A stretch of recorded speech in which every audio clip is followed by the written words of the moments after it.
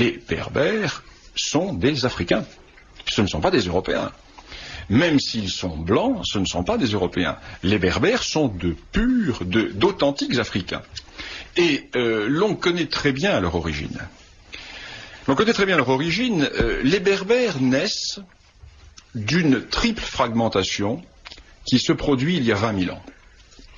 Il y a 20 000 ans, en effet, environ 20 000 ans, dans une région comprise entre l'actuelle Érythrée et les hauts plateaux éthiopiens, dans cette zone à peu près, se produit au sein d'un groupe humain assez mal identifié une fragmentation en 3 grands groupes qui vont donner naissance à 3 rameaux linguistiques tout à fait importants au sein d'une même famille.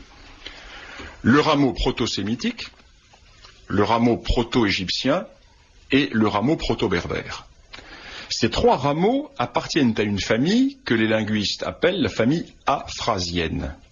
Famille que l'on désignait il y a encore une dizaine d'années sous le nom de afro-asiatique. L'on croyait encore, il y a une dizaine d'années, que ces populations étaient d'origine asiatique arabe, transplantées en Afrique. C'est le contraire.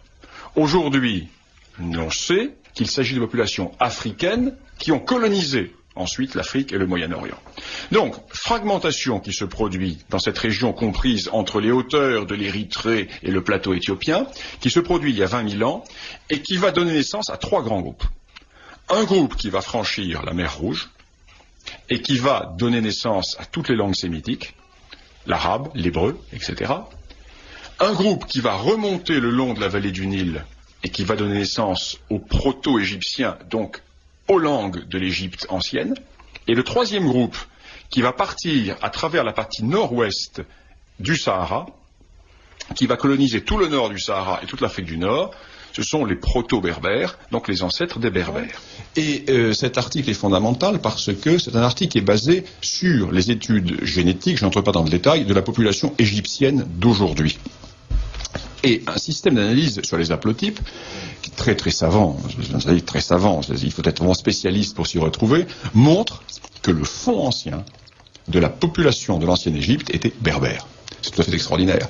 Et les analyses génétiques montrent que plus on va vers le sud, et moins il est berbère, et plus il est nubien, et plus on va vers le nord, et plus il est berbère, ce qui est évident.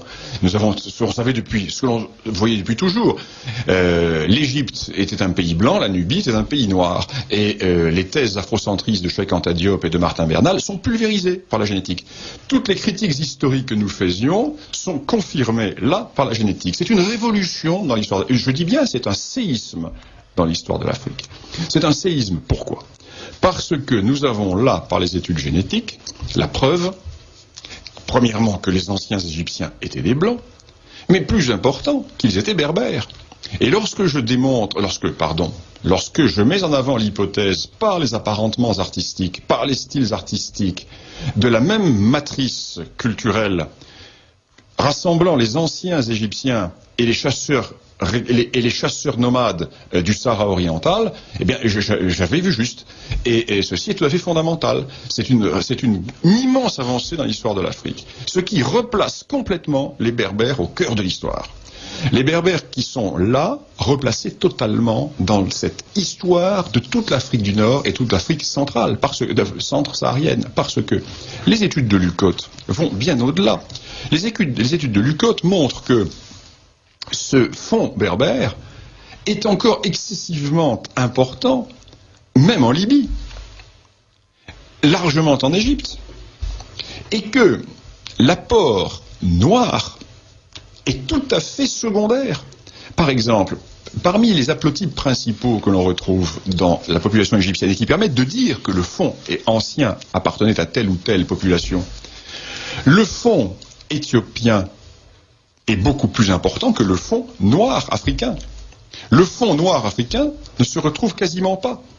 Ce qui fait alors qu'il va se retrouver à 95% en République centrafricaine ou au Zaïre. Donc toutes les hypothèses de Cheikh Anta Diop, toutes les hypothèses, tout le délire afrocentriste, sur lesquels repose l'histoire officielle de l'UNESCO, sur lesquels repose le congrès de Durban, sur lesquels repose la culpabilisation de l'Europe, tout est faux.